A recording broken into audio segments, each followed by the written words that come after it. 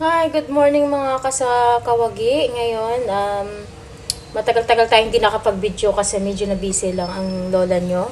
So ngayon, gagawa ako ng, since nga nag-grave ako sa juice. Instead na uminom ako ng soda, di naman talaga ako pala inom ng soda, pero gagawa tayo ng healthy juice na tinatawag. Ayan, ito siya.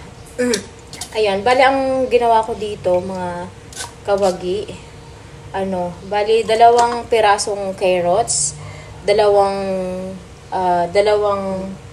pongkan o orange na tinatawag. Tapos naglagay din ako ng isang pirasong lemon.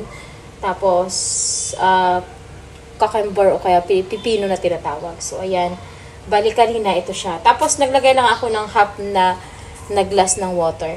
Tapos ito na yung kinalabasan niya, yung shake niya. So mapapansin niyo napakadami ng pulp, 'di ba?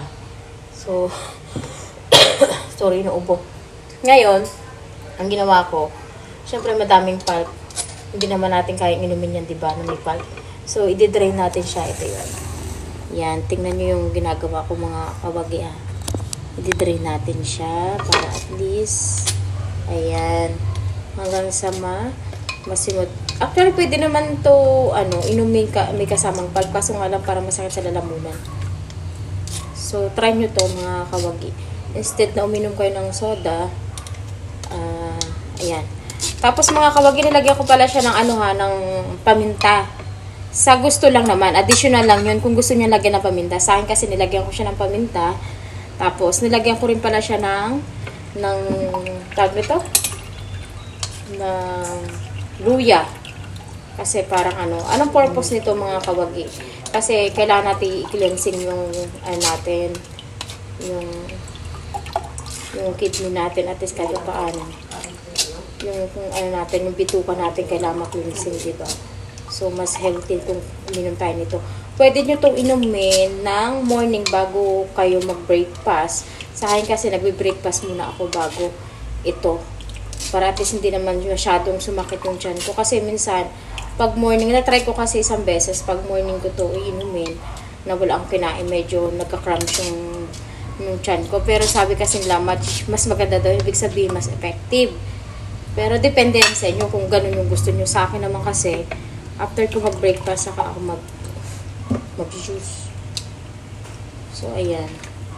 Tuloy lang natin. So, ayan o. Mapapansin yung mga kawagi o.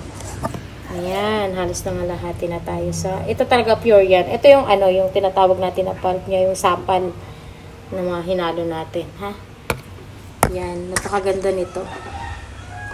So, shinare ko lang sa inyo kasi halos 4 days na akong gumagamit nito. So, effective naman siya kasi parang nawala yung mga pimple-pimple ko sa mukha. Pero, optional lang yung paglalagay ng paminta, ha? Nasa inyo yung kung gusto niyo maglagay ng paminta. So, ang purpose ko kasi mga kawagi, gusto kong magbawas. So, nag-gain kasi tayo ng timbang na, kasi ang timbang ko dati is 64. Pero ngayon, di ba, nabawasan na tayo ng 3 kilos. Yun nga lang, hindi mo kailangan mag-diet ng pagkain. Kunting, 1 cup rice lang kainin mo sa morning. Sa morning, mga kawagi, mas maganda kumain ka ng marami. Alam kung bakit. Kasi, di ba, sa, maghapon, gagawa tayo, di ba? So, kailangan pa rin natin ng energy. Siyempre, pag wala kang kinain sa morning, manghihina ka. Kailangan kumain pa rin kayo. So, ayan. So, ayan, mga kawagi. Pansinin nyo to, napakaganda. Napakaganda ng combination niya. Napaka-healthy.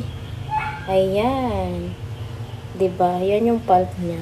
So, ayan. Mapapansin nyo, napaka-healthy niya. So, ayan lamang mga kawagi. So, thank you for watching.